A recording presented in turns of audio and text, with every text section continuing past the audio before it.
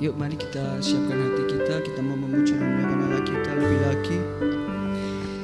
Tuhan, hanya Engkau Tuhan satu-satunya Tuhan, alasanku hidup Tuhan. Engkau hanya satu-satunya alasanku Tuhan untuk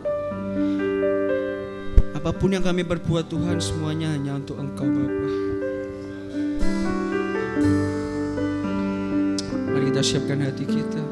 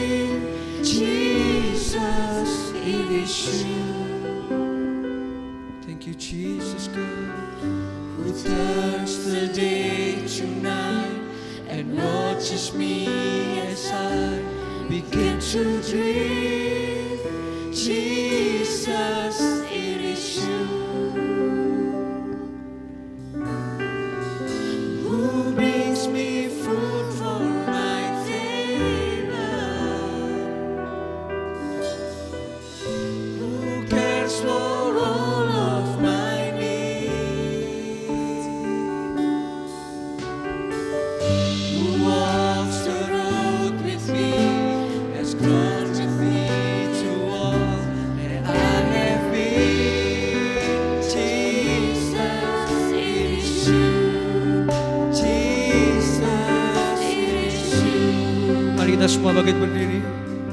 Just worship God. So I lift my hands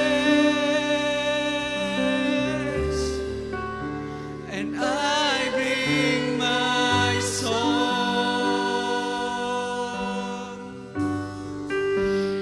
All of my days, all of my rights,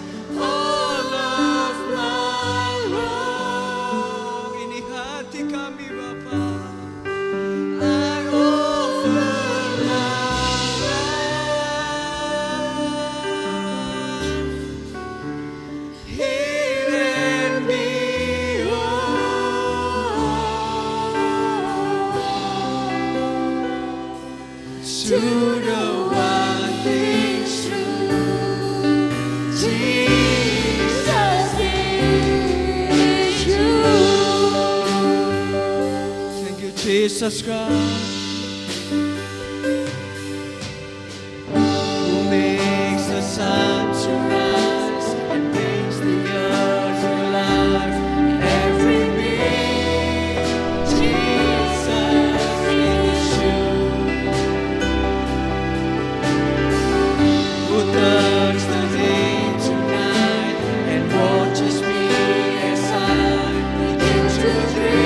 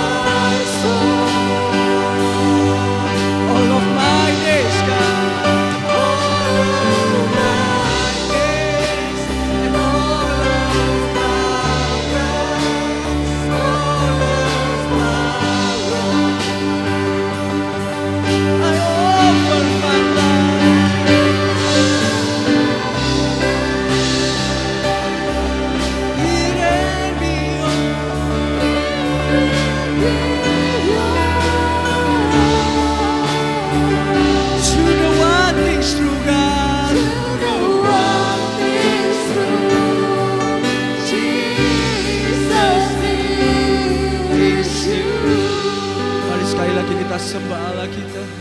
Just lift up your hand. So I lift my hand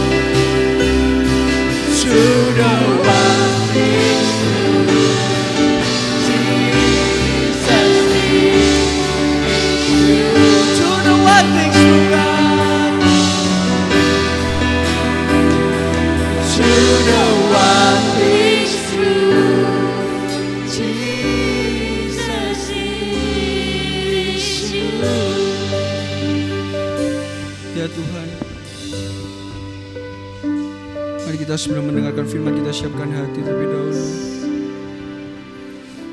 Bapa, apapun yang kami lakukan Tuhan, apapun yang Kau titipkan kepada kami Bapa, ajarkan kami Tuhan untuk selalu menyenangkan Engkau Tuhan. Dalam hubungan kami dengan keluarga Tuhan, hubungan kami dengan teman Bapa, pekerjaan kami Tuhan, apapun yang kami perbuat Tuhan, Engkau yang menjadikan kami Tuhan perpanjangan tangan-Mu Tuhan. Tuhan ampuni kami Tuhan jika sampai hari ini kami tidak serupa Tuhan dengan apa yang Kau hendaki Bapa. Kami mau hidup ini Tuhan hanya untuk Engkau Bapa. Mari kita merefresh lagi apapun yang mungkin sedang kita gumuli sekarang. David harap kita benar-benar memberikan yang terbaik untuk Tuhan. So I lift my hands, I bring my soul,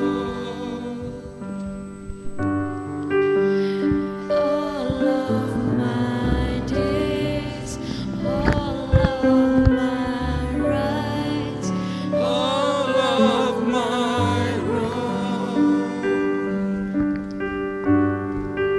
I offer my life. Hear and behold,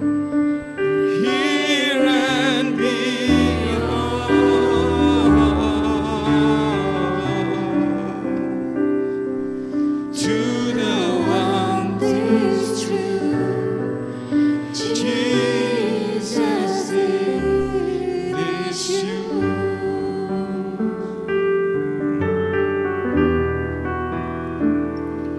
To the one is true, Jesus is you. Haleluya. Lagu ini menyatakan tentang alam yang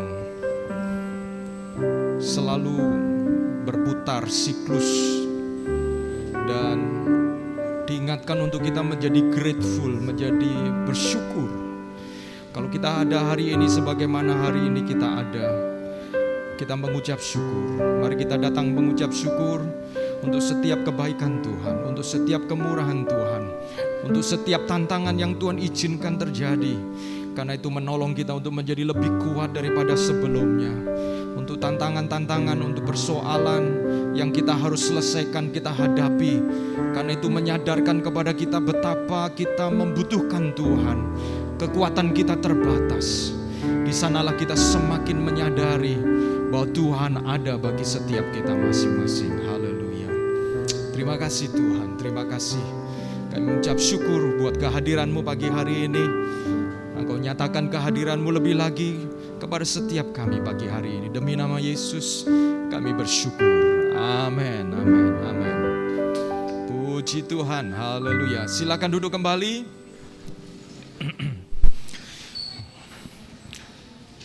Minggu ini menjadi minggu yang spesial, istimewa ya, karena kita akan ada penyerahan anak, ya. Ada anak-anak kita, sidang jemaat yang saya kasihi ya.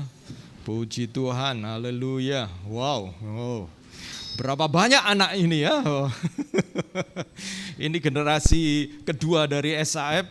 Sejak SAF dibuka tahun 2014, dan waktu itu masih single ya, masih semuanya single dan available. Sekarang sudah ada anak-anak ya. Wow, rasanya seperti itu sebuah mimpi melihat Olive dengan Stefan, ada 3 anak.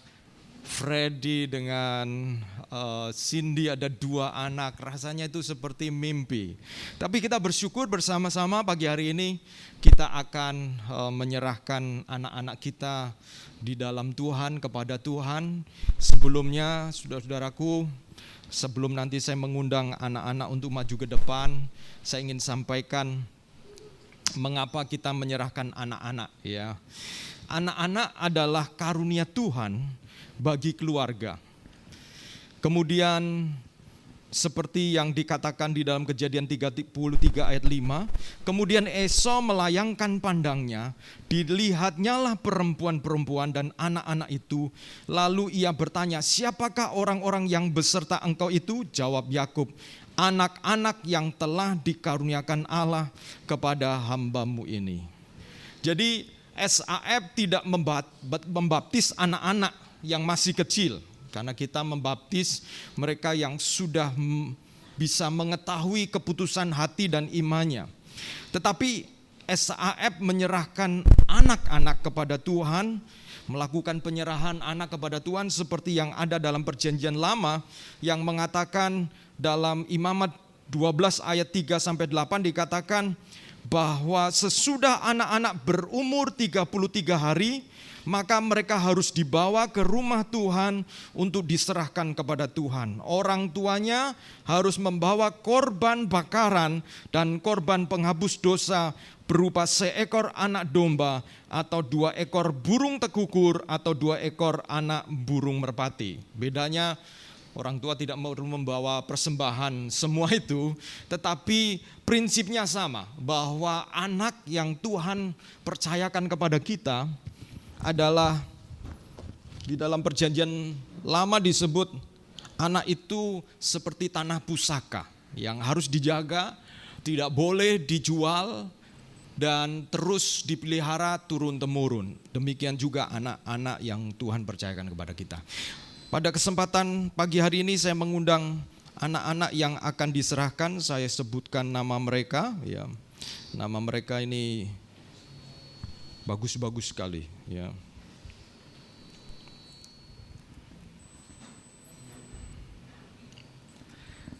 Berikut anak-anak yang akan diserahkan adalah anak dari Stefan dan Olive, yaitu Shelby dan Sherry.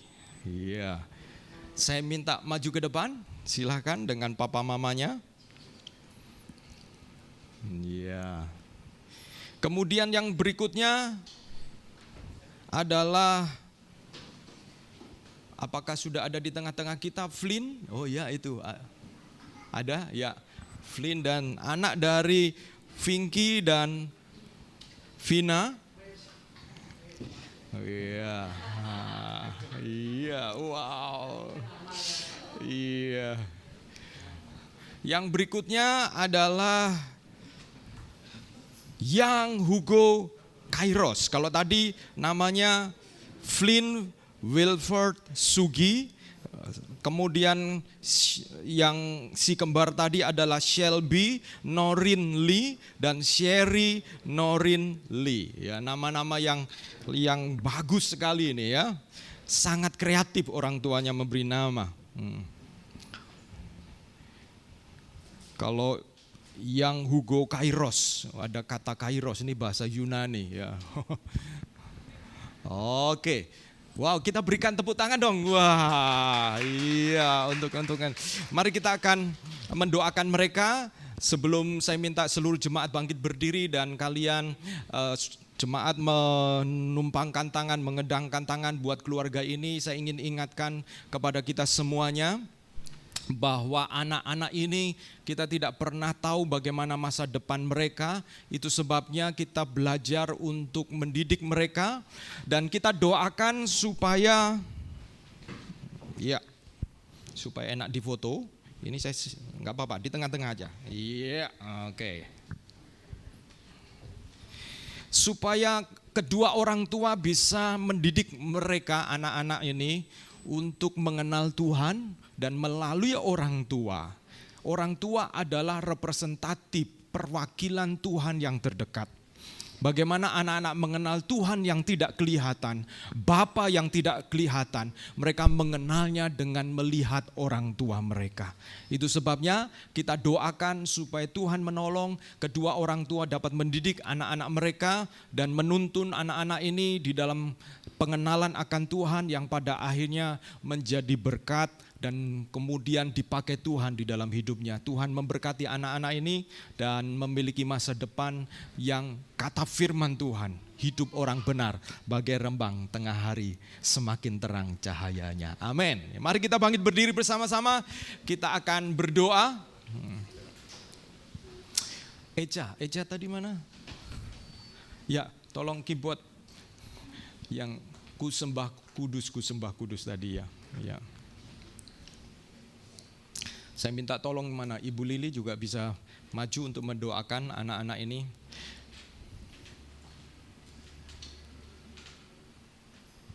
Ku sembah kudus. Haleluya. Amin, amin, haleluya, haleluya.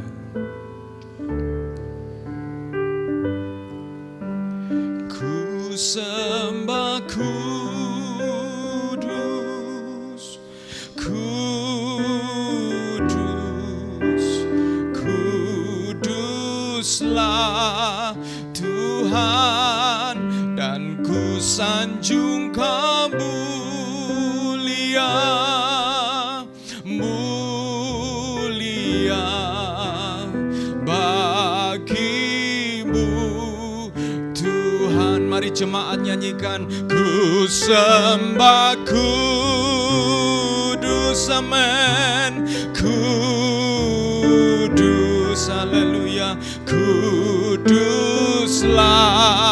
Tuhan, dan ku sanjung Kau mulia, mulia bagimu Tuhan.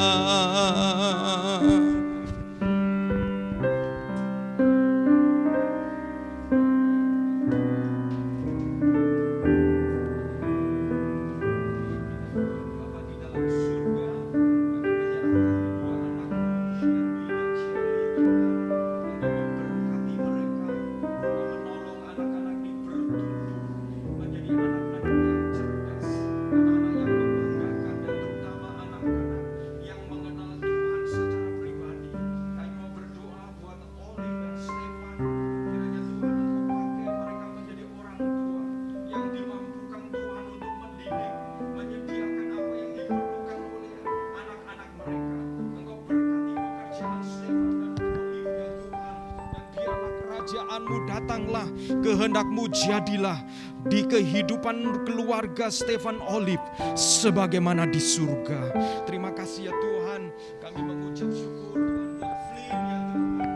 Engkau berkati Flynn untuk menjadi seorang anak yang cerdas, anak yang sehat, dan kiranya Tuhan Engkau memberkati Flynn dengan Vinky, papa mamanya dan Vina. Tuhan Engkau memberkati keluarga kecil ini. Kiranya Tuhan Engkau memberkati apa yang dikerjakan dengan sungguh-sungguh untuk menyediakan kehidupan yang baik bagi anak mereka, sehingga Flynn bertumbuh di dalam pengenalan akan Tuhan. Kiranya Tuhan Engkau memperkuat iman Vinky dan Vina, sehingga mereka dapat mewariskan iman, warisan yang kekal, warisan yang tidak akan pernah berubah, lekang oleh panas, lapuk oleh hujan, tidak akan pernah terjadi, tetapi akan membuat menjadi Flynn menjadi seorang pria nantinya yang dipakai Tuhan. Terima kasih Tuhan, kerajaan-Mu datanglah, kehendak-Mu jadilah atas kehidupan Vina dan Vinky, demikian juga di surga ya Tuhan, amin. Kami mau berdoa buat Hugo ya Tuhan. Terima kasih Tuhan, buat Hugo Engkau karuniakan kepada keluarga Henry dan Liana ya Tuhan. Engkau memberkati keluarga ini ya Tuhan. Kami berdoa Engkau berkati pertumbuhan Hugo menjadi seorang anak yang tumbuh sehat, cerdas, dan Engkau memberikan apa yang dibutuhkannya. Engkau berkati pekerjaan Henry dan Liana sebagai kedua orang tua. Biarlah Tuhan Engkau pakai mereka menjadi orang-orang yang akan memperkenalkan memperkenalkan Yesus secara pribadi kepada Hugo ya Tuhan. Dan Engkau berkati apa yang mereka kerjakan untuk mencukupi kebutuhan anak-anak. Biarlah Tuhan berkati ya Tuhan. Bahkan Tuhan, Engkau pakai mereka Tuhan, kedua orang tua, untuk menyatakan bagaimana menjadi orang tua Kristen, orang tua yang mengasihi Tuhan. Terima kasih ya Tuhan, sehingga mereka akan menjadi keluarga yang menjadi model teladan bagi banyak orang yang lain. Terima kasih ya Tuhan, kami mengucap syukur. Biarlah kerajaan-Mu datanglah di dalam kehidupan Henry sekeluarga sebagaimana di surga. Terima kasih ya Tuhan, kami menyerahkan anak-anak kami ke dalam tangan-Mu. Kiranya mereka bertumbuh di sekolah minggu, mereka belajar mengenal Tuhan sejak kecil. Tuhan, roh mereka, jiwa mereka, Tuhan, kami terbatas orang tua, tetapi Roh Kudus ada di tengah-tengah kami. Engkau mampu menjamah anak-anak kecil ini untuk Engkau turunkan berkat atas mereka sekalian. Di dalam nama Allah Bapa, Putra, dan Roh Kudus kami menyerahkan anak-anak ini. Haleluya. Amin, amin. Puji Tuhan, Tuhan Yesus berkati. Silakan duduk kembali dan kembali siap sekolah minggu. Ada sekolah minggu di lantai 5, puji Tuhan. Tuhan berikan kita tempat yang baik, paling tidak untuk saat ini, di lantai 5. Silahkan saudara-saudara yang merencanakan akan punya anak di tahun yang akan datang, kunjungi lantai 5, bermimpilah di sana. Oke.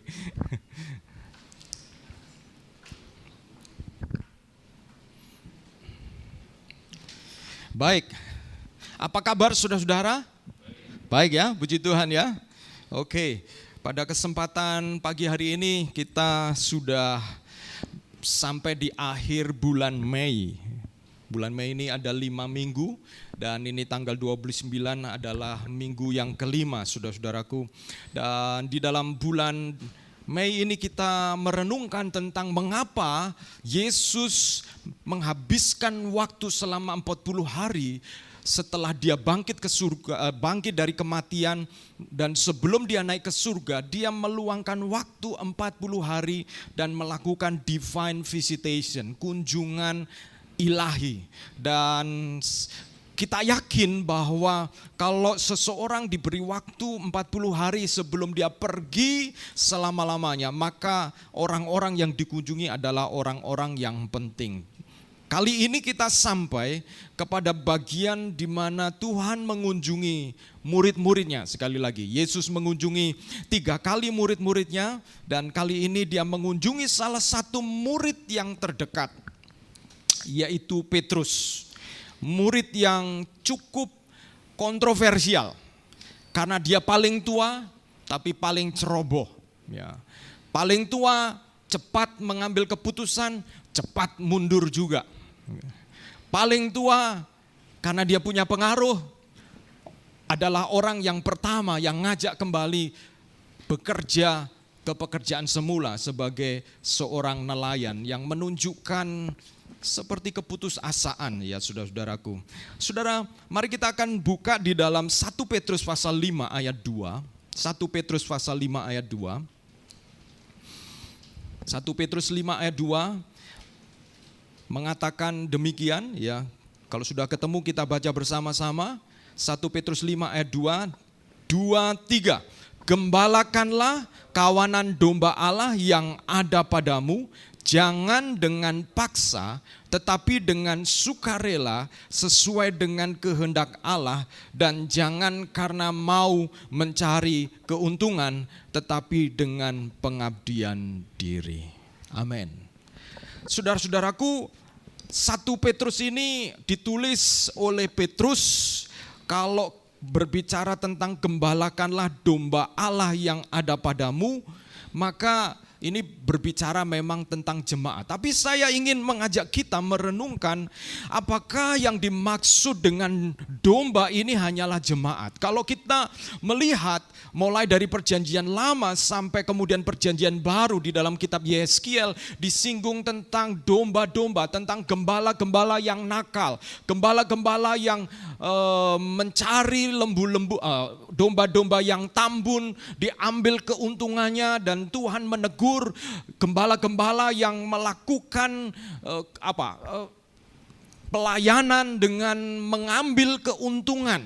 Jadi domba di sini adalah umat Tuhan. Domba adalah semua orang yang percaya. Saya juga akan mengaplikasikan domba ini bukan hanya kepada gereja sebagai satu kumpulan jemaat, tetapi domba juga berbicara tentang keluarga kita. Domba adalah, firman Tuhan mengatakan, domba Allah yang ada padamu.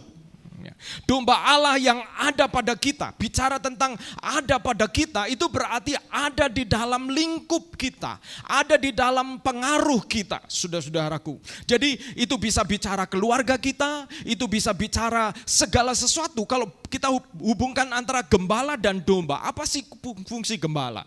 Fungsi gembala itu kalau di Timur Tengah sana, fungsi gembala pagi-pagi dia ngeluarin domba, dia mengawal, lalu kemudian memastikan mereka berada di padang rumput, menemukan makanan yang cukup dan kemudian membawanya pulang. Kalau ada bahaya, dia harus menanggung atau dia harus menghadapi bahaya. Dan bukankah fungsi gembala itu seperti fungsi kita? Yang pertama, kalau kita bicara tentang keluarga, sebagai orang tua, kita juga sebagai gembala. Ya, kita sebagai gembala, saudara-saudara sebagai orang tua, suami, istri, saudara-saudara juga sebagai orang tua. Dan firman Tuhan mengatakan, gembalakanlah kawanan domba yang ada padamu, yang ada pada kita. Siapa yang ada pada kita? Kalau kita adalah orang tua, yang ada pada kita. Kalau saya sebagai suami, yang ada pada saya adalah istri dan anak-anak saya. Saya bertanggung jawab menggembalakan mereka. Dan kemudian kalau saudara-saudara sebagai seorang pemilik perusahaan, pemilik sebuah usaha, saya mengajak saudara-saudara bisa melihat bahwa Tuhan juga bekerja untuk saudara dan semuanya dalam tanda kutip menyediakan makanan buat para pegawai kita. Mengambil keputusan-keputusan yang penting sehingga mereka memperoleh makanan. Tetapi saudara-saudara, saya melihat bahwa domba ini, Yesus mengatakan ada dua jenis domba, yaitu domba yang sudah ada di kandang dan domba yang terhilang. Demikian juga kalau kita bicara tentang pekerjaan kita, pegawai yang bersama-sama dengan kita. Ada domba-domba yang sudah mengenal Tuhan, tetapi ada domba-domba yang mereka belum mengenal Tuhan. Dan saudara, fungsi saudara di sana untuk kemudian mereka bisa digembalakan, termasuk mereka yang belum mengenal Tuhan, mereka yang terhilang. Yesus memberikan contoh buat mereka yang terhilang. Yesus kemudian meninggalkan yang 99 dan mencoba mencari yang terhilang. Berarti saudara-saudara, termasuk domba-domba yang belum mengenal Tuhan, domba yang terhilang, yang ada pada kita, kita diminta untuk menggembalakannya. Jangan dengan paksa, tetapi dengan sukarela sesuai dengan kehendak Allah, dan jangan karena mau mencari keuntungan tetapi dengan pengabdian diri. Saudara-saudaraku, saya pikir inilah yang membedakan pemimpin-pemimpin perusahaan Kristen dengan pemimpin-pemimpin yang tidak mengenal Tuhan, yaitu saudara hadir di sana menjadi kepanjangan tangan Tuhan. Ya, tidak mudah dalam situasi ekonomi yang sulit. Tetapi salah satu mengapa saya terpanggil waktu melayani ke Surabaya, saya berdoa, Tuhan, saya ingin melayani orang-orang yang profesional, orang-orang yang memiliki tanggung jawab di dalam pekerjaan, yang memiliki pengaruh. Karena kadang-kadang kita memiliki dua dunia, dunia pekerjaan dan dunia gereja. Begitu di dunia gereja kita kelihatannya begitu murah hati, begitu penuh dengan kelembutan, begitu seperti Yesus di dalam dunia gereja. Tetapi begitu masuk dunia kerja, saudara-saudara, kita kemudian berbeda. Kita seperti memakai baju yang lain dan kita melakukan, kemudian kita seolah bisa kemudian berlaku kepada para pegawai-pegawai dan orang-orang yang ada di bawah kita, dan mereka tidak bisa melihat Tuhan. Tidak bisa melihat Tuhan, dan memang tidak mudah, saudara-saudaraku. Tidak mudah untuk bagaimana kita bisa memiliki pengaruh di dalam dunia kerja yang punya value, yang punya nilai-nilai. Seringkali kalau kamu nggak kejam, kalau kamu nggak keras, mereka kemudian akan memperlakukan kamu kurang ajar, tidak menganggap kamu, tidak mudah. Tetapi disinilah saya mengajak kita untuk merenungkan. Saya berdoa dan berharap saudara menemukan jawaban dari firman Tuhan. Karena Tuhan menganggap domba-domba itu berharga di matanya. Tuhan menganggap domba-domba itu berharga di matanya. Bagaimana kita bisa menjadi seorang yang menggembalakan domba-domba yang ada pada kita. Baik keluarga, pegawai, orang-orang yang bekerja bersama dengan kita, di bawah kita, saudara-saudaraku. Saya mengajak kita untuk merenungkan ini karena Yesus datang kepada Petrus. Bagaimana Yesus mempercayakan domba-domba ini kepada seorang yang bernama Petrus sebagai salah satu murid Yesus. Saudara-saudaraku, mari kita akan lihat di dalam Yohanes pasal 21 ayat 15 sampai 19. Yohanes 21 ayat 15 sampai 19. Saya ceritakan saja. Saudara-saudara, ini di ayat sebelumnya Yesus pergi bersama-sama dengan muridnya. Yesus ada di pantai, murid-murid mencari ikan sepanjang malam, tidak ketemu ikan. Lalu ketika mereka datang ke pantai, itu minggu lalu, Yesus bertanya, adakah lauk pauk padamu? Punya lauk pauk. Mereka baru saja ke pantai, melaut, tidak menemukan ikan, dan waktu ditanya, lalu Yesus menyediakan makanan kepada mereka. Dan ketika mereka di pantai, nampaknya saudara-saudara, kalau saudara baca Yohanes 21 ayat 15 sampai 19. Ini atmosfernya, situasinya itu situasi yang intim, saudara. Saudara perhatikan ayat 15. Sesudah sarapan, Yesus berkata kepada Simon Petrus, Simon anak Yohanes, apakah engkau mengasihi aku lebih daripada mereka ini? Yesus tidak mungkin ngajak ngobrol Petrus dalam kondisi kadang-kadang kita selesai ibadah, kita pergi makan bersama-sama ya, lalu pergi ke kafe. Dalam situasi seperti itu, lalu tiba-tiba misalnya kemudian David bertanya kepada Vania misalnya gitu, Vania, apakah kamu mengasihi aku? Dalam lagi makan gitu, kan rasanya agak awkward gitu ya. Pasti dalam situasi yang intim, tenang. Petrus nampaknya didekati oleh Yesus, dan dalam obrolan yang deep, yang dalam. Kadang-kadang kita bisa mengatakan, aku mengasihi engkau Yesus pada waktu kita nyanyi bersama-sama. Tapi itu bukan intim, saudara. Kalau Yesus datang kepada kita secara pribadi, seperti kepada Petrus, dan ada pembicaraan, ada obrolan seperti ini. Agustinus, anak Pak Agus, bapak saya namanya Agus ya, jadi apakah kamu mengasihi aku? Saudara, Yesus bertanya kepada Petrus ini, langsung sebutkan bapaknya juga ya. Kalau orang di sana menyapa seseorang, lalu sebutkan orang tuanya, itu bicara tentang I know you well. Aku mengenal engkau dengan baik. Aku mengenal engkau dengan baik. Sama seperti misalnya saya ngomong dengan Ferry. Ferry, anaknya Pak Roni, gitu ya kan. Saya kenal papanya dengan baik gitu. Jadi ketika Petrus dipanggil, Petrus anak Yohanes, itu adalah pembicaraan yang intim, yang dalam. Dan pagi hari ini, saudara-saudaraku, saya ingin tanya kepada kita, apakah saudara-saudara punya pengalaman di mana Tuhan datang kepada kita secara intim. Dan bayangkan kalau Yesus datang kepada kita dan menanyakan pertanyaan ini. Saudara-saudaraku, banyak orang Kristen tidak punya dan belum pernah punya pengalaman intim dengan Tuhan. Dan sanggup menjawab pertanyaan, ya Tuhan, aku mengasihi Engkau. Banyak orang yang mengaku Kristen tetapi hanya beragama saja.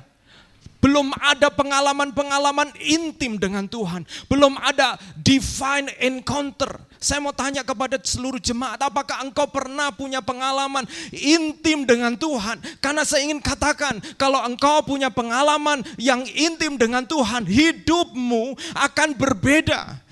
Engkau tidak akan sama, engkau tidak akan sedang menjalani sebuah agama saja. Karena kalau engkau menjalani sebuah agama, itu seperti sekolah kadang-kadang. Kita setelah sekolah ini lalu lulus pindah agama yang lain. Kita pikir begitu, saudara-saudara. Kita tidak pernah berpikir bahwa kekristenan adalah relationship.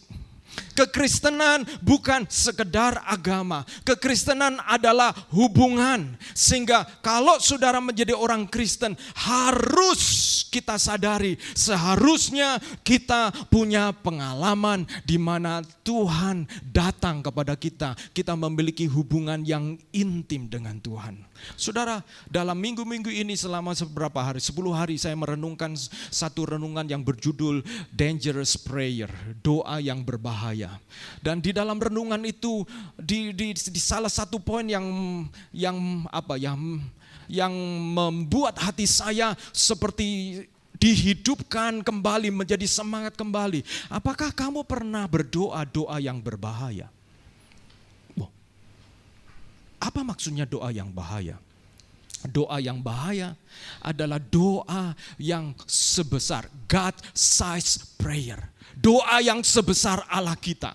Kalau kita berdoa, Tuhan berikan saya berkat ini, berikan itu oke. Tetapi bukankah banyak orang yang berdoa seperti itu? Apa yang membuat kita berbeda ketika kita mengikut Yesus? Itu adalah doa yang berbahaya. Salah satu doa yang berbahaya adalah, Tuhan, jadikan aku lebih sabar. Itu doa berbahaya. Tuhan, jadikan aku lebih seperti Yesus. Itu doa yang berbahaya. Karena kalau saudara-saudara dijawab oleh Tuhan, saudara akan menyadari bahwa hidup kita akan menjadi berbeda. Kita tidak sedang menjalani keagamaan, tetapi kita menjalani hubungan. Saudara-saudara yang punya rumah tangga, saudara-saudara pernah mungkin ada diskusi, ada bentrok, tetapi ketika setelah bentrok itu terjadi rekonsiliasi, terjadi saling mengampuni, memaafkan, pemberesan. Hubungan itu biasanya menjadi lebih baik daripada sebelum ada konflik. Sebelum ada konflik. Kenapa? Karena ketika kita konflik, ternyata kita tidak takut untuk terbuka. Dan ketika kita konflik, kita tidak takut untuk kemudian menyatakan pikiran kita, menyatakan perasaan kita. Dan di dalam konflik itu kemudian di situ ada anugerah. Nah, saudara-saudara, Yesus mendatangi Petrus di dalam perjumpaan yang pribadi, yang intim. Kita doakan supaya gereja kita juga bisa memberikan kesempatan untuk jemaat Tuhan berjumpa dengan Tuhan secara intim. Saya tertarik, kenapa ya? Petrus ini kan sudah gagal ya. Lalu kenapa Yesus tanya kepada Petrus, Petrus, apakah engkau mengasihi aku? Ya Tuhan. Dan pertanyaan Petrus, apakah engkau mengasihi aku? Itu kata kasih, itu standarnya kasih yang tertinggi. Yaitu agapao, agape.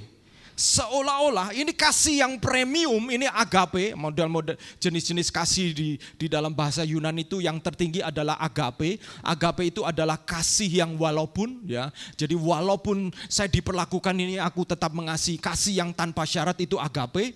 Yesus bertanya kepada Petrus, Petrus, apakah kamu agape dengan aku? Apakah kamu mengasihi aku yang tanpa syarat, yang tanpa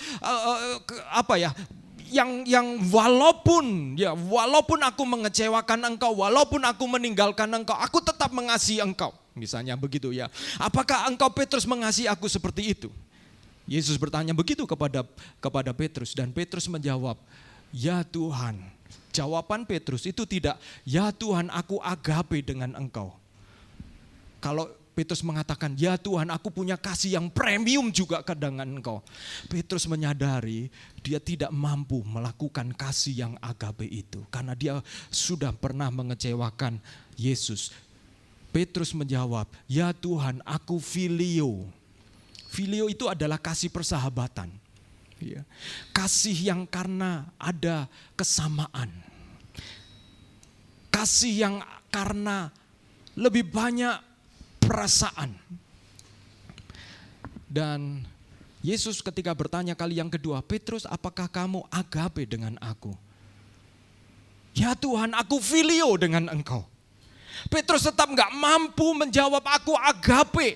Saya mau tanya kepada kita semua, berapa banyak di antara kita yang bisa menjawab kalau Tuhan bertanya kepada kita, Agustinus, apakah engkau agape dengan aku? Saya menyadari bahwa kadang-kadang kasih saya kepada Tuhan tidak sempurna, sehingga kalau saya bisa mengatakan agape rasanya itu gak jujur. Saya harus sadar bahwa kadang-kadang kita pun juga seperti itu. Kasih kita kepada Tuhan seringkali bukan kasih agape. Tetapi Tuhan bertanya kepada Petrus kali yang ketiga. Kali yang ketiga ketika Petrus ditanya ketiga kalinya. Petrus tidak ditanya apakah kamu agape kepada saya. Yesus downgrade. Pertanyaan yang ketiga Yesus bertanya, apakah kamu filio dengan saya? Apakah kamu punya kasih persahabatan dengan saya? Dan waktu kali yang ketiga itu Petrus menjawab sambil bersedih, ya Tuhan aku filio dengan engkau. Apa yang saya temukan di sini saudaraku? Yang saya temukan di sini Tuhan tidak mencari yang sempurna. Tapi Tuhan mencari yang mau bersedia. Mau bersedia. Saudara perhatikan, Petrus bukan orang sempurna, tetapi Tuhan tetap mengatakan begini, gembalakanlah domba-dombaku. Kasihmu belum premium, tapi Tuhan masih mengatakan gembalakanlah domba-dombaku. Apakah Tuhan Yesus meletakkan masa depan domba-dombanya kepada seorang Petrus yang tidak mampu mengasihi Tuhan dengan kasih agape? Apakah Tuhan begitu ceroboh, begitu sembrono menyerahkan domba-dombanya kepada kita yang kadang-kadang kasih kita bisa up and down, saudara-saudara. Ya. Kasih kita yang kadang-kadang kita bisa terluka dan sehingga kasih kita kemudian terpengaruh. Kenapa Tuhan mau mempercayakan itu kepada Petrus, saudara-saudaraku? Tuhan tidak langsung memberikan kepercayaan dan kesempatan begitu saja kepada Petrus. Karena melalui pertanyaannya yang tiga kali pertanyaan itu, ada dua hal yang Yesus pulihkan dalam hidup Petrus. Yang pertama adalah kasih Petrus. Saudara, kasih Petrus dipulihkan. Kenapa? Karena ketika Petrus ditanya apakah kamu mengasihi aku, kemudian Petrus diberitahu gembalakanlah domba-dombaku. Ada, kalau kita baca saudara-saudara, kasih itu berapa karat, berapa derajat kasih kita itu ditunjukkan oleh ketaatan kita. Ya. Kasih kita sebanding dengan ketaatan kita. Atau kalau dibalik, ketaatan kita itu menunjukkan seberapa besar kasih kita. Ketaatan kita menunjukkan seberapa besar kasih kita. Dan seberapa besar kasih kita itu adalah, kadang-kadang kasih kita itu adalah kasih yang masih kasih, ada yang namanya masih kasih eros, saudara-saudara. Ya. Eros itu juga kasih. Tapi kasih eros itu adalah kasih yang mencari keuntungan diri sendiri.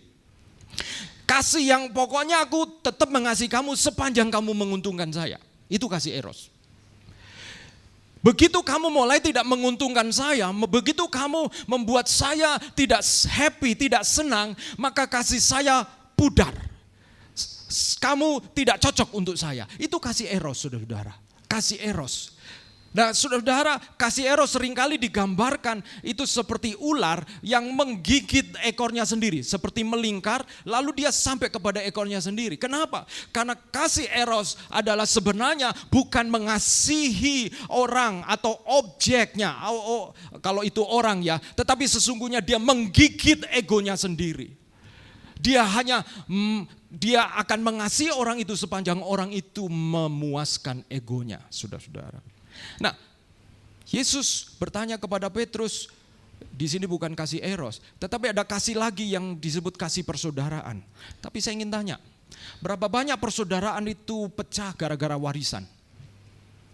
Berapa banyak persaudaraan itu kemudian seolah tidak kenal satu dengan yang lain gara-gara harta? Gara-gara sengketa soal harta. Sehingga kasih persaudaraan itu kemudian bisa bertemu di pengadilan dengan membawa pengacara yang berbeda dan kemudian berhadapan-hadapan seolah tidak saling mengenal. Dan saudara-saudara, itu kasih storge. Lalu ada kasih persahabatan. Nah, kasih persahabatan ini adalah kasih yang nyaris tanpa pamrih, ya, namanya sahabat biasanya. Dan Petrus kepada Yesus itu kasih persahabatan. Tetapi sama, kalau level Petrus kasihnya adalah kasih persahabatan, ketaatannya adalah ketaatan persahabatan juga, saudara-saudara. Demikian juga kalau kasih kita kepada Tuhan, kalau kasih kita kepada Tuhan adalah kasih eros, sepanjang Tuhan menguntungkan kita, jangan diharapkan ketaatan akan lahir dari orang-orang seperti itu, saudara-saudara. Karena orang-orang itu akan hanya mencari untungnya saja, saudara-saudara. Dan saudara, kalau saudara mungkin pernah punya orang yang berhubungan yang orang ini toksik sekali gitu ya. Orang ini kau kayaknya menghisap saya begitu, saudara. Pernahkah kita berpikir bahwa Tuhan bisa memandang kita, orang ini kok toksik sekali denganku ini ya. Kalau aku nih, kenapa, saudara? Makanya kalau kasihnya eros, maka ketaatannya ya eros. Ketaatannya ya sepanjang itu menguntungkan. Tapi Tuhan datang kepada Petrus, sekalipun kasih Petrus baru tahap filio, baru tahap persahabatan. Petrus tetap dipercaya untuk menggembalakan domba-dombanya. Mengapa, saudara-saudara? Karena Tuhan tidak menunggu saudara dan saya sempurna. Tapi kesediaan kita mengasihi Tuhan itu menjadi modal. Kesediaan saudara dan saya mengasihi Tuhan itu menjadi modal untuk saudara-saudara menggembalakan keluarga saudara-saudara sebagai domba-domba. Untuk saudara-saudara membawa mereka. Nah, saudara-saudara, saya teringat karena bicara tentang kasih itu sebanding dengan ketaatan. Satu kali saya menabung ya saudara-saudara. Ya menabung, saya punya ya uang saku begitu, diberi uang saku. Saya suka lebih baik jalan kaki kalau pulang pergi ke sekolah, dan uang untuk transport itu saya tabung. Karena kadang-kadang saya menabung kemudian untuk membeli buku ya, buku di Loak ya, buku di Loak. Karena ya saya suka pergi ke toko loak, khususnya melihat buku-buku begitu, beli kamus bahasa Inggris gitu. Dulu sebelum saya diberi kesempatan studi ke luar negeri, saya punya kerinduan sekali bahwa saya ingin bisa lancar bahasa Inggris, sehingga saya nabung untuk kadang-kadang beli buku, nabung untuk keperluan-keperluan yang lain, saudara-saudara. Dan karena uang yang terbatas, saya tabung itu cukup lama. Ya, saya tabung di kaleng gitu di lemari saya, dan ada tas kresek hitam saya ikat begitu ya, saudara-saudara. Nah, satu kali gereja kami mengadakan pembangunan ya. Gereja kami itu dulu di Semarang, gerejanya itu separuh tembok, sisanya itu kawat kawat ram begitu ya, kawat jaring-jaring yang biasanya agak besar-besar begitu ya. Jadi memang Semarang panas, lalu kemudian atapnya ini adalah atap zaman dulu itu ada istilah oning. Oning itu adalah seperti seng begitu yang berlipat-lipat itu ya, lipatan ada warnanya, warna-warna seperti strip-strip begitu ya, atap oning itu. Jadi kalau sementara ibadah tiba-tiba hujan deras, keratak, itu khotbahnya nggak terdengar, saudara-saudara, karena terlalu ribut. Dan sebaliknya, kalau makin panas itu sudah mulai kayak nggak tahu sengnya itu mengembang, bunyi biasanya keletak gitu ya, saudara-saudara. Jadi akhirnya akan direnovasi, tembok ditinggikan dan kemudian diberi atap bukan oning lagi tapi atap genting. Waktu itu jemaat bersama-sama untuk mulai mengumpulkan dana begitu. Satu kali ada KKR untuk pembangunan tersebut, dan waktu KKR pembangunan itu hamba Tuhan yang menyampaikan kebenaran firman Tuhan itu menyampaikan firman Tuhan begitu menantang saya. Saya masih SMP waktu itu. Menantang saya waktu saya, saudara-saudara jemaat, mari kita berdoa, bertanya kepada Tuhan apa yang Tuhan mau kita berikan buat rumah Tuhan. Dan waktu saya berdoa, saya berlutut, saudara, saya diingatkan oleh tabungan saya, celengan saya, tabungan saya yang saya tabung berbulan-bulan, sedikit demi sedikit ya, gak banyak, saudara-saudara. Zaman itu masih ada 25 rupiah ya, saudara-saudara, 25, 50, sedikit demi sedikit, dan itu kebanyakan uang koin. Dan waktu saya berlutut, itu ada suara yang mengatakan, berikan tabunganmu. Waduh, waktu saya mendengar suara itu, saudara-saudara, saya menangis.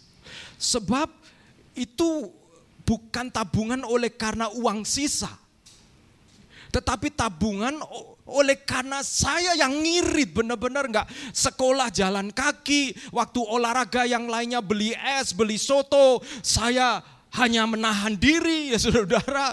Saya karena saya punya keinginan begitu dengan uang tabungan itu, saudara-saudara. Dan saya kadang kan ikut ekstrakurikuler renang begitu ya. Hasil tabungan saya supaya saya bisa pergi masuk, karena masuk ke kolam renangnya itu bayar. Jadi banyak hal yang berhubungan dengan sekolah saya, pendidikan saya melalui tabungan itu. Waktu Tuhan bicara dalam hati saya tentang tabungan itu, saya menangis di hadapan Tuhan. Tuhan, Engkau tahu ini satu-satunya milik saya, Tuhan. Tapi kemudian saya tidak tahan lagi, saya bilang, Tuhan, aku mengasihi Engkau, Tuhan. Aku mengasihi Engkau. Langsung saya berdiri, saudara, karena rumah itu di belakang gereja. Saya keluar, saya lari ke belakang gereja. Saya masuk ke kamar saya buka lemari saya. Saya nggak lihat lagi, saudara-saudara, tas kresek itu saya ambil, ya kaleng itu saya ambil, saya tumpahkan seluruhnya di tas kresek dan saya ikat. Dan waktu saya kembali lagi ke gereja, di depan itu ada semacam kotak persembahan yang besar begitu. Saya langsung maju, dan waktu saya menyerahkan persembahan itu kepada Tuhan, saya menangis, saudara, saya menangis. Itu seperti ada sesuatu dari dalam hati saya ini dicabut gitu ya, dicabut gitu. Kenapa? Karena kalau saudara yang tahu Semarang, Vina tahu Semarang ya, panas. Siang-siang pulang sekolah jalan kaki, saudara, sekolah saya cukup jauh. Dan naik turun. SMP saya SMP 19 itu harus naik dan turun lagi. Dan saudara-saudara, waktu saya taruh itu rasanya sakit gitu, rasanya sakit.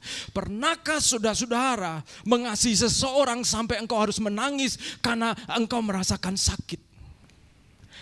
Mengasihi orang itu, engkau menangis karena ada sesuatu yang sakit, tetapi engkau memilih untuk mengasihi dia. Dan itu yang terjadi, saudara-saudara. Pernahkah kepada Tuhan sampai engkau menangis karena mengasihi dia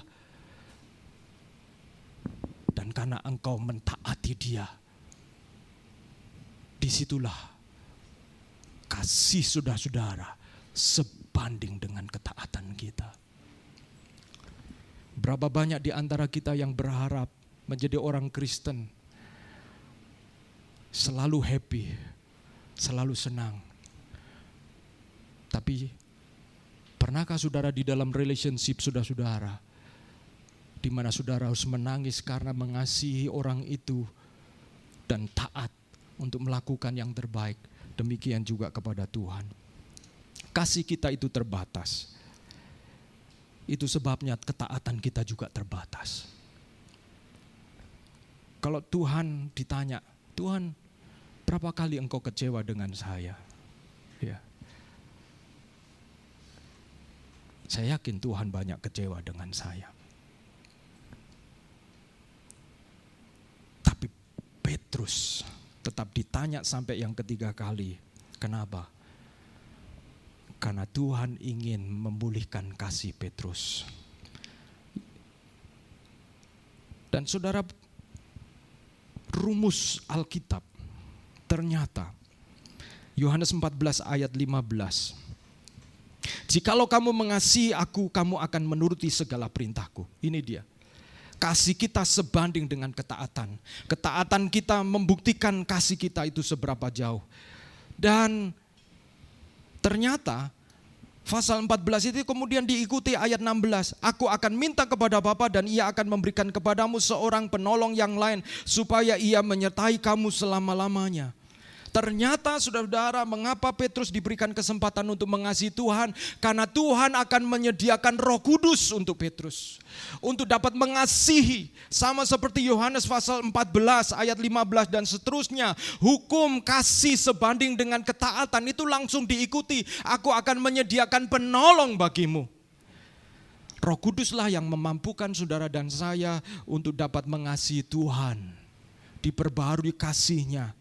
Dan menunjukkan di dalam ketaatan. Roh Kudus disebut sebagai roh penolong. Kalau yang pertama Tuhan memulihkan kasih di dalam diri kita. Yang kedua Tuhan memulihkan pertolongan yang kita miliki. Yaitu Roh Kudus sebagai penolong kita. Kadang-kadang kekristenan kita ditolong oleh kalau semuanya beres, kalau semua lancar, saya juga senang. Tapi saudara-saudara, kalau pertolongan kita hanya sebatas itu, kekristenan kita adalah kekristenan yang gampang di wipe out, gampang luntur. Saudara-saudara, saya mau akhiri saudara-saudara. Kasih kita kepada Tuhan itu perlu penolong yang ilahi, Roh Kudus. Perlu menolong saya dan saudara-saudara. Ketika kami berlari dalam kerusuhan ya. Ketika kerusuhan Ibu Lili waktu itu masih hamil sekitar 2 bulan ya. Ketika kami harus ngungsi ke hutan, naik, saya simpan sepeda motor yang ada di rumah, saya taruh, saya potong tebang-tebang daun pisang, saya tutup itu motor saya karena motor nggak bisa dibawa naik ke gunung saudara-saudara. Jadi saya tutup itu semua, saya potong rumput-rumput, saya kubur sepeda motor saya ya di samping rumah ya. Rumah tempat kami di Ambon itu di sampingnya itu kelihatannya dulu bekas tempat persembunyian Jepang begitu ya. Ada semacam gua begitu dan saya kubur motor saya di situ. Dan waktu kami naik ke hutan ya saudara-saudara, nggak ada pengalaman bagaimana, saya sangat takut ya. takut kehilangan karena istri saya sedang hamil muda, Ibu Lili hamil muda waktu itu. Kami turun naik. Tapi satu kali saya ingat, saya nggak tahu itu malam keberapa, waktu Ibu Lili tidur dan karena hamil muda tidak bisa naik gunung lebih tinggi lagi. Jadi mahasiswa dan yang lain-lain itu naik gunung lebih tinggi. Saya temani Ibu Lili. Saya jaga Ibu Lili ya.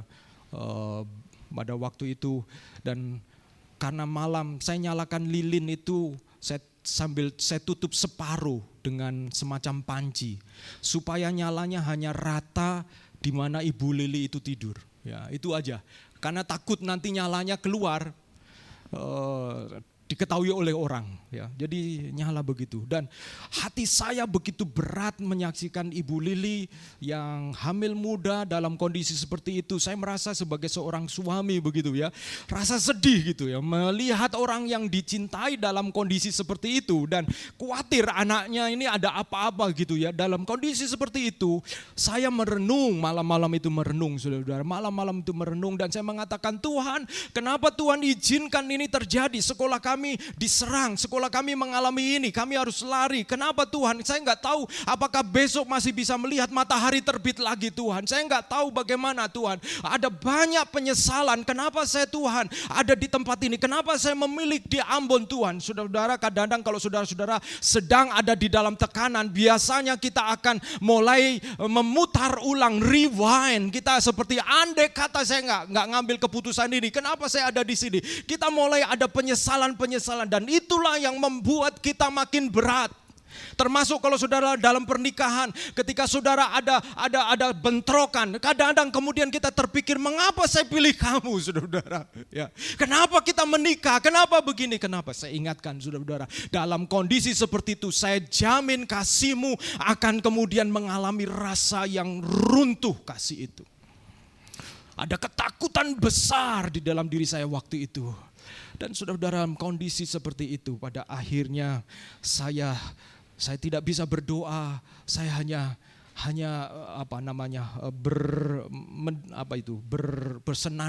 bersenandung.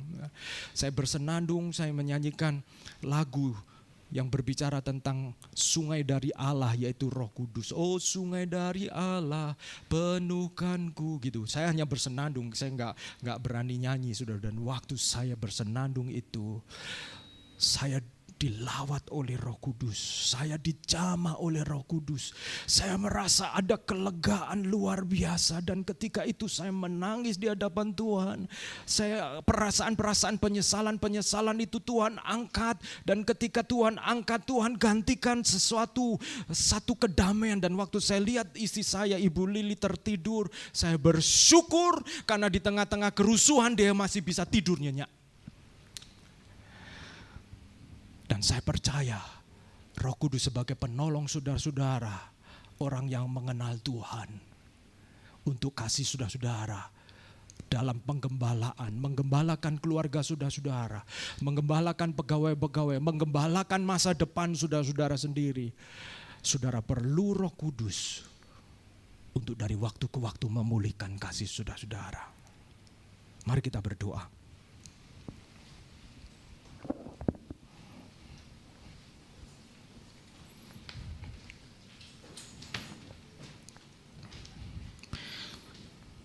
Haleluya.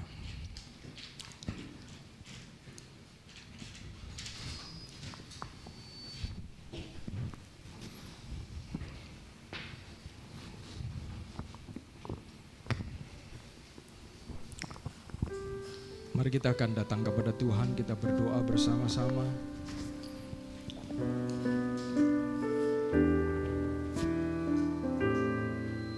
Saudara-saudaraku,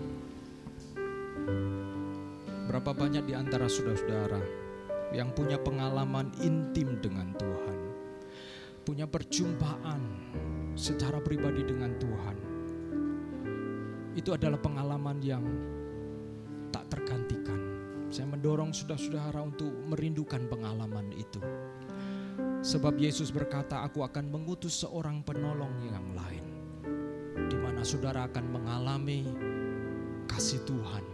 Ada sesuatu yang supranatural bukan sekedar agama saja, tapi ada pengalaman pribadi bersama dengan Tuhan.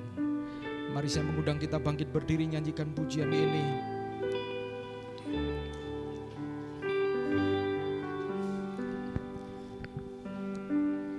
Allah Roh Kudus. Allah Roh Kudus, penuhi kami. Ku rindu Kau selalu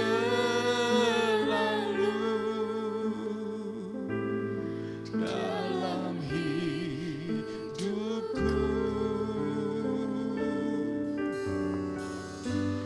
Allah Roh Kudus, ubah hatiku, ubah hatiku. Jadikanku jamalah, ku rindu hadiratmu. Ku sembah kudus,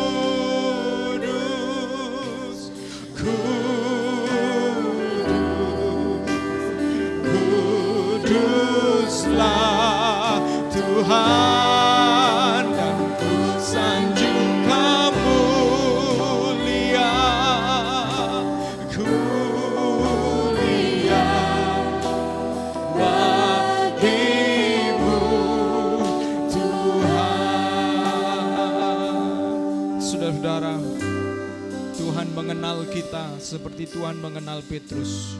Tuhan bisa menyebutkan engkau anak siapa, engkau dari keluarga mana. Tuhan mengerti engkau, mengenal engkau.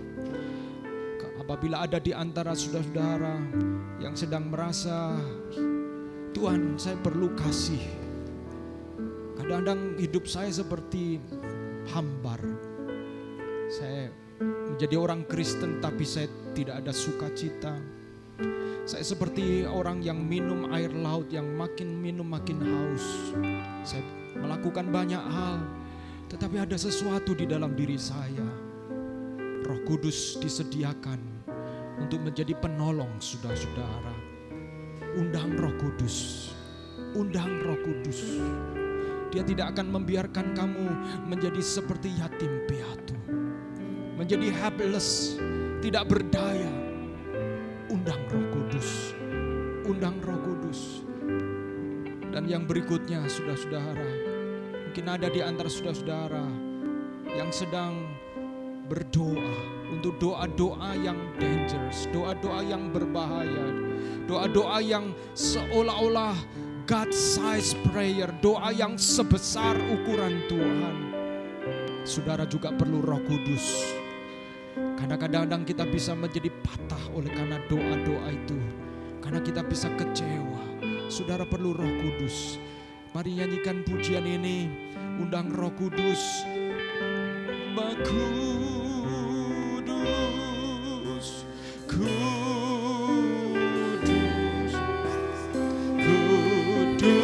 kuduslah Tuhan, dan ku sanjung Kamu mulia, mulia bagimu Tuhan. Ku sembah kudus,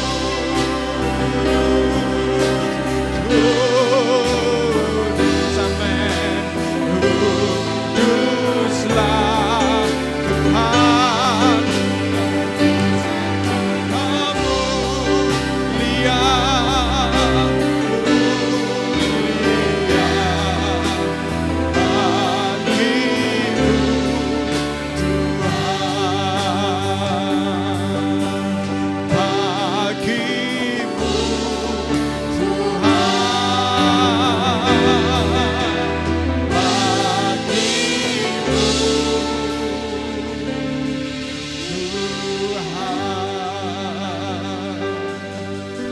Di dalam Roma pasal 8 ayat 26 dikatakan bahwa roh itu menolong, membantu kamu untuk mengungkapkan doa-doa, keluhan-keluhan yang tak terucapkan. Roh Kudus menjadi penolong kita. Kadang-kadang ada sesuatu yang kita sendiri tidak bisa mengucapkannya karena begitu kompleks di dalam diri kita. Itu juga mempengaruhi kasih kita. Itu membuat kita menjadi emosian, kita menjadi sensitif karena ada keluhan-keluhan yang tak terucapkan. Roh Kudus sanggup membawa itu, mengangkat itu. Undang Roh Kudus secara pribadi. Undang Roh Kudus secara pribadi. Mari kita datang kepada Tuhan. Haleluya, haleluya. Amin, haleluya, haleluya, haleluya, haleluya, haleluya. Haleluya, haleluya, haleluya, haleluya, haleluya. Kalau saudara-saudara ada keluhan-keluhan yang tak terucapkan, datang kepada Tuhan, hampiri Tuhan dan undang Roh Kudus. Bapa di dalam surga, hamba-Mu berdoa pada siang hari ini kepada setiap jemaat-Mu ya Tuhan. Tuhan, kami mau berdoa kadang-kadang ya Tuhan, ada satu masa di mana hidup kami tidak bisa dimengerti. Kami disalah mengerti, kami selalu merasa tertuntut, kami selalu merasa terbebani dan itu mempengaruhi kami untuk dapat mengasihi, untuk kami dapat mentaati dengan tulus, untuk kami dapat tunduk patuh dengan tulus karena kasih kami terganggu ya Tuhan. Tuhan, karena jiwa kami, hati kami ya Tuhan sedang ada di dalam titik-titik di mana ada unspoken, ada sesuatu yang kami tidak bisa ungkapkan. Tetapi Roh Kudus Engkau mengenal, Engkau Roh Kudus tahu itu. Hamba-Mu mau berdoa ya Tuhan, biarlah Roh penolong itu datang kepada setiap kami dan Roh Kudus menolong kami, memberikan kami kelegaan di dalam nama Yesus Kristus. Biarlah Roh Kudus memberikan kami, mengangkat beban-beban kami. Kami mau berdoa supaya Tuhan Engkau menolong setiap jemaat-Mu untuk mereka punya pengalaman yang pribadi dengan Tuhan, pengalaman yang intim yang membuat hidup kami menjadi bergairah, membuat hidup kami menjadi menyala-nyala, yang membuat hidup kami memiliki energi yang ilahi yang dari Tuhan sendiri. Terima kasih Tuhan, demi nama Tuhan Yesus Kristus kami berdoa. Amin. Tuhan Yesus berkati. Saya serahkan untuk Devita menyampaikan pengumuman. Shalom semuanya, happy Sunday, welcome to SIF. Ada beberapa wajah yang mungkin udah lama tidak berjumpa dan juga mungkin ada beberapa wajah juga yang baru pertama kali hadir. Welcome to our church, welcome to SIF. Nah sekarang waktunya kita untuk memberikan persembahan terlebih dahulu. Untuk doa persembahan saya minta tolong Rahel bisa pimpin.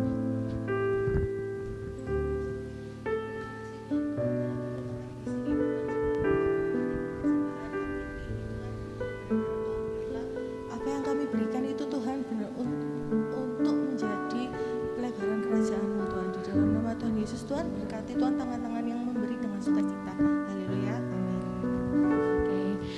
Setiap saudara bisa memberikan persembahan secara online, bisa di depan saudara ada QR BCA, bisa transfer, bisa scan QR barcode, atau juga memang mau memberikan secara fisik, bisa juga ada amplop dan kotak persembahan di belakang, nanti bisa dibantu usher ya, ada kotak persembahan, nanti juga bisa ada amplopnya untuk kalian isi persembahannya.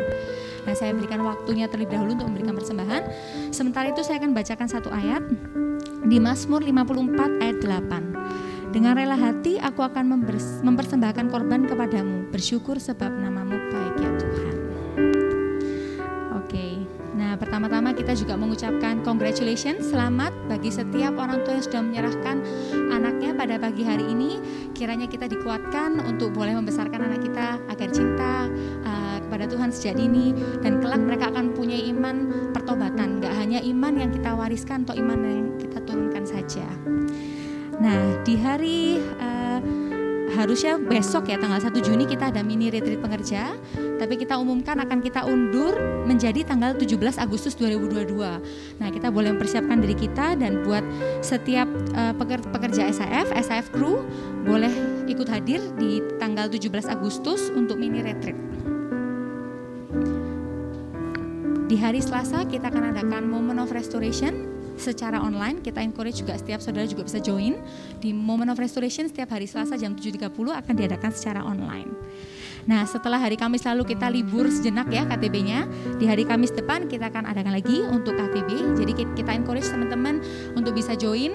Ada beberapa KTB yang sudah melakukannya secara onsite atau secara langsung. Jadi nanti bisa langsung kontak KTB masing-masing. Sekian pengumuman dari saya. Minggu depan tetap akan ada gereja seperti biasa onsite. Kita encourage teman-teman juga bisa hadir minggu depan. Saya kembalikan ke Pak Agus. Terima kasih, Dev. Ya, saya mau welcome keluarga Gideon ya, bersama Sansan juga Giana ya. Demikian juga saya mau welcome juga Billy, sepupu dari Eka ya, yang bersama-sama dengan kita. Ada wajah-wajah karena pakai masker ya, jadi saya kurang bisa membaca. Ya, boleh tahu yang di pojok? Grace ya. Oh, oke. Ya nggak kelihatan Grace ya. Ya, Grace bersama dengan temannya ya. Welcome home again ya di Surabaya. Tuhan menolong kita bersama-sama. Ya, kita akan mengakhiri ibadah kita. Kita bangkit berdiri saudara-saudara.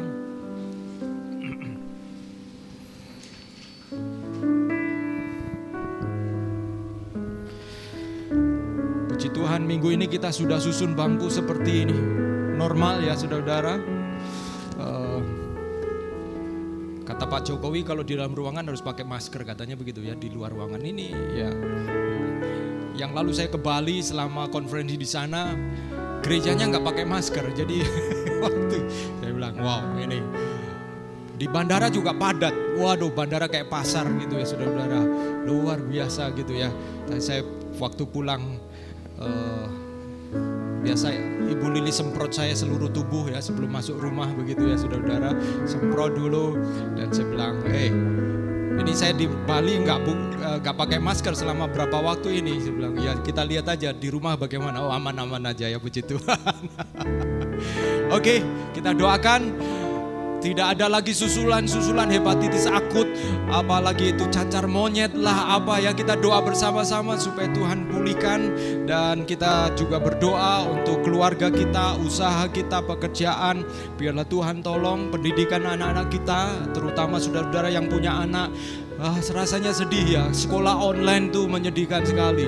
Anak-anak kita menjadi kurang pergaulan. Kalau kita yang punya anak, kita doakan supaya semua kembali normal. Demikian juga buat saudara-saudara yang sedang ada di dalam masa-masa penantian, kita doakan di dalam momen-momen saudara menanti-nantikan Tuhan. Seperti kita biasanya mengatakan, orang yang menanti-nantikan Tuhan akan diperbarui kekuatannya seperti sayap burung Raja Wali yang naik terbang makin tinggi. Nantikan di dalam Tuhan. Amin. Saudara-saudara, mari kita akan berdoa untuk ini.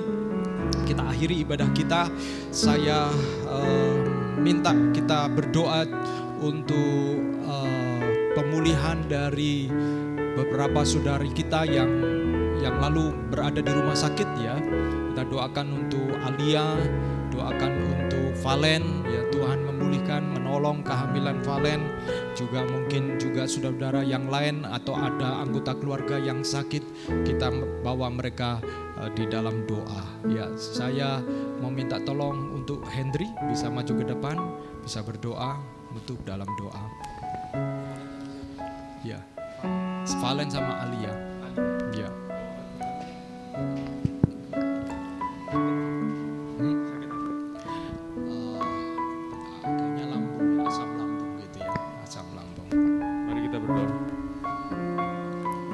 Terima kasih Tuhan atas kesempatan hari ini Tuhan, kami bertemu kembali dan secara khusus kami ingin berdoa untuk teman-teman kami Tuhan yang mengalami sakit fisik Tuhan.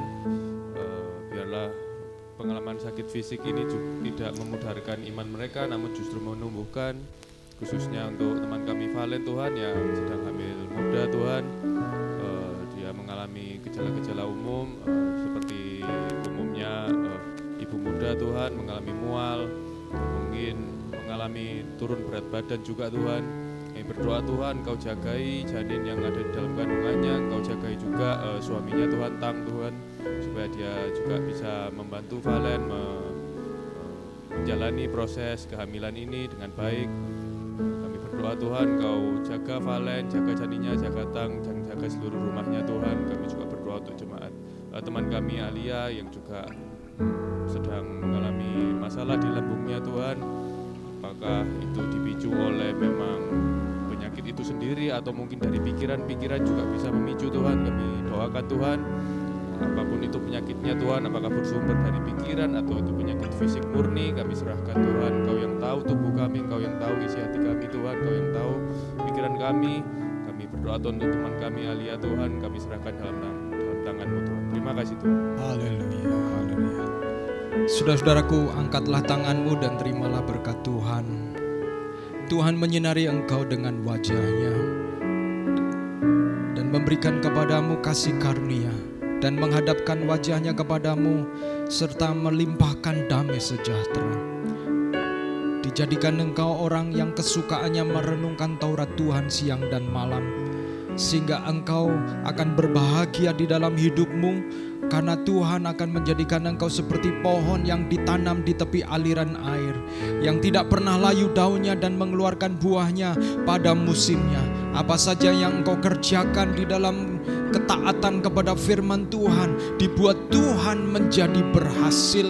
Dan biarlah kasih-Mu bersama dengan ketaatanmu selalu diperbarui dari sehari ke sehari, sehingga hidupmu sekalipun engkau muda, tetapi engkau akan menjadi gembala-gembala di dalam keluarga, di dalam perusahaan, dimanapun yang Tuhan percayakan, menjadi gembala-gembala yang baik, gembala-gembala yang diurapi Tuhan, gembala-gembala yang dipakai oleh Tuhan untuk merepresentasikan, menyatakan Tuhan hadir di tengah-tengah setiap kehidupan itu. Dan biarlah nama Tuhan dipermuliakan melalui apa yang kau hadapi, dan diberkatilah rumah tanggamu, diberkatilah pekerjaanmu, diberkatilah keluargamu, diberkatilah anak-anakmu, bahkan diberkatilah masa depanmu, dan diberkatilah hubungan pernikahanmu di dalam takut akan Tuhan. Terimalah seluruh berkat Tuhan ini dalam damai sejahtera Allah Bapa serta kasih sayang dari Tuhan Yesus Kristus, dan penghiburan oleh karena Roh Kudus menyertai engkau dan saya mulai hari ini sampai Yesus kali yang kedua. Semua kita didapati setia.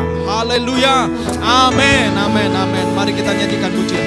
Jadikan aku indah yang kau pandang mulia, seluruh karya-Mu di dalam hidupku. Ajarku berharap hanya kepadamu, dan setia padamu.